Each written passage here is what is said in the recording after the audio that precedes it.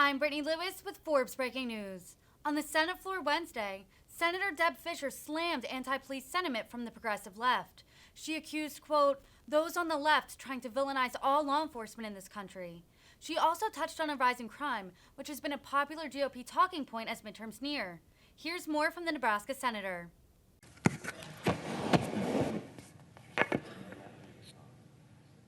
Mr. President. Senator from Nebraska. Thank you, Mr. President. I rise today to voice my concern about attempts to undermine American institutions.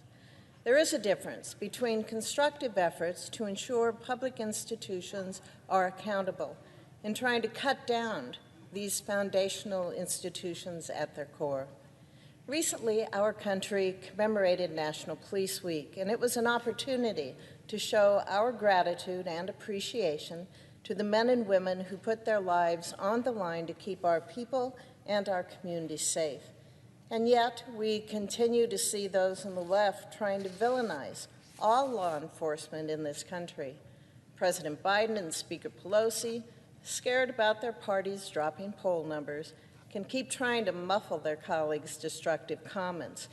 But what the Democrats have already said has harmed our nation's law enforcement. We heard defund the police from many, too many Democratic elected officials. During a CNN interview in June 2021, a Massachusetts congresswoman said, quote, I support a radical reimagining of community safety and public safety, which means reallocating and not further investing in a carceral state, end quote. A New York congresswoman has called for the federal government to apply pressure to disrupt the system in reference to police departments. Others have said time and time again that we must completely reimagine what policing looks like in our country. And what effect is this anti-police rhetoric having on those who swear to serve and protect? Not surprisingly, we are seeing a drain on law enforcement agencies. Numbers of law enforcement officers rose from 2014 to 2020. However, over the past 2 years, retirements and resignations are climbing, while recruitment numbers are down. Many of our law enforcement agencies are receiving far fewer applications. This is something that I directly discussed with Sergeant Tony Connor, the president of the Omaha Police Officers Association, when we met recently. Application numbers for some Nebraska law enforcement agencies, they are down 75% or more compared to just a few years ago. Contributing to these challenges, police officers' jobs have also become increasingly dangerous. Last year, we saw surges in violence and aggression towards officers. 346 police officers were shot in the line of duty. 130 of them were targeted and shot in ambush-style attacks. In a recent CBS 60 Minutes interview, FBI Director Christopher Wray said there had been a 59% increase in the murders of police officers, with 73 officers killed in 2021. That's a rate of about one officer killed every 5 days. Without a doubt, Democrats' anti-police rhetoric has diminished morale and eroded public trust in law enforcement. Maybe that was the goal. But dwindling application numbers to join the force also are contributing to rising crime all across this country. A report by the Council on Criminal Justice found that the national violent crime rate has increased 44% from 2019 to 2021. A recent Wall Street Journal editorial discussed efforts to address rising crime in one of our nation's cities, Seattle.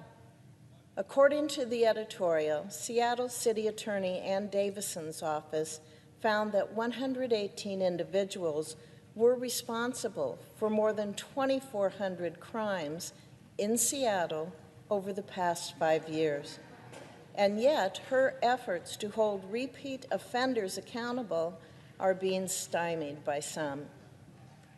Because of a 2019 agreement signed by Davison's predecessor, certain classes of misdemeanors in that community go to the community court. And this court releases the accused after referring them to certain support services. As the editorial states, quote, Seattle criminals get 4 tries in the community court before they flunk out. Each can encompass multiple charges. Repeat offenders see the lack of consequences as an invitation to commit more crimes, end quote. Davison is currently trying to renegotiate that deeply flawed 2019 agreement. But despite the rising crime in Seattle, these negotiations are at an impasse. Problems like these aren't confined to the Emerald City. In LA, Minneapolis, Chicago, Washington, D.C., and other cities, liberal prosecutors often fail to hold violent criminals accountable.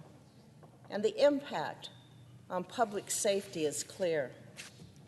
CNN reports the following about the increase in carjackings. In New York City, the number of carjackings has quadrupled over the past 4 years. In Chicago, more than 1,800 carjackings were reported in 2021. And here in the nation's capital, Metropolitan Police confirmed that carjackings have tripled since 2019. The administration's efforts to address the rise in this violent crime are weak. I'm supporting a resolution led by the senior senator from Louisiana that actually gets at what we should be doing. It demands that the president work with Congress on a comprehensive strategy that encourages the Department of Justice, the Department of Homeland Security, as well as state and local law enforcement officers to counter the rise in violent crime by reinforcing strong criminal justice policies. The Senate should pass this. Our law enforcement officers who wear the badge deserve our gratitude and our support. The sacrifices they make and the sacrifices their families make keep us safe. We stand with our men and women in blue. Thank you, Madam President. I yield the floor.